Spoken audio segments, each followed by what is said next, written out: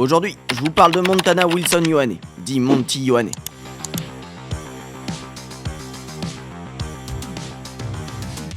L'ailier Azzurri, avec son prénom tout droit sorti des feux de l'amour, s'est fait une réputation de globe-trotteur des terrains de rugby. Tout ça pour chasser son rêve de gamin, devenir joueur professionnel. À 16 ans, ce gosse de Melbourne quitte papa et maman pour rejoindre son oncle Digby Ioane à Brisbane. Digby, c'est pas n'importe qui. 35 sélections avec les Wallabies pour 11 essais, rien que ça.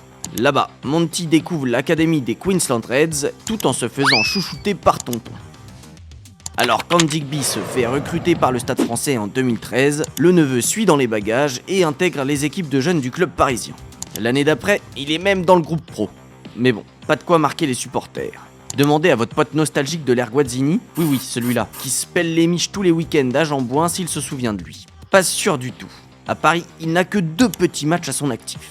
Là, vous regardez la seule photo qu'on a de lui avec le Stade Français, c'était contre Oyonnax et ce jour-là, les stadistes prennent une belle fessée 33-6. Mais grâce à ce match, il est champion de France 2015 et ça, personne ne pourra lui retirer. Son seul moment de gloire à Paris, c'est sa rencontre avec Michael Jordan dans les toilettes d'un bar. Ça, c'est lui qui l'a raconté à nos confrères de Reuters. Il avait apparemment bu quelques pintes de trop et moi, je n'ai pas de photo qui en atteste. Mais en voilà une de lui avec David Lewis, c'est déjà pas si mal. Vous l'avez compris, il a vite plié bagages pour retourner dans l'hémisphère sud, en Nouvelle-Zélande plus précisément. Là-bas, il joue 2 ans sans faire d'étincelles, loin des standards de ses homonymes néo-Z, Rieko et Akira Ioane. Mais, il tape quand même dans l'œil de Benetton Rugby, le club de Trévise. Alors, en 2017, il est de retour sur le vieux continent et découvre le Pro 14, l'ancien nom du United Rugby Championship. Et là, c'est la Dolce Vita.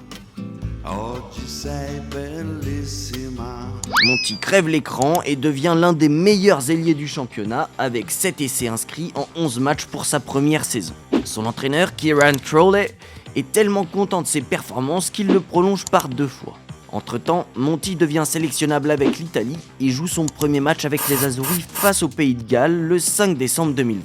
Bon, l'Italie prend une rouste, mais Monty a pu jouer face à son idole, George North. Ah, la beauté du rugby. L'histoire ne s'arrête pas là.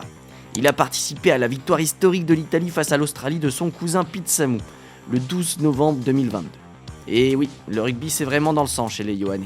Pourtant, à cette époque, l'Italien d'adoption n'est plus trop dans ses baskets. Lassé par le rugby et déprimé, il rompt son contrat avec Benetton Rugby et rentre au pays. Il joue alors pour les Melbourne Rebels, mais l'envie n'y est plus. Il avouera même avoir été proche de prendre sa retraite. Mais qui de mieux que Kieran Crowley pour le remettre sur pattes? Oui, encore lui.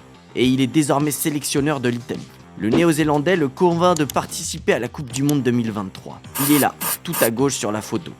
Et Montana signe dans la foulée à Lyon pour 2 ans. Regonflé à bloc, il inscrit 2 essais pendant la Coupe du Monde et revient à son meilleur niveau avec Lyon. De quoi aider les Italiens à gagner face à la France? En tout cas, lui il y croit.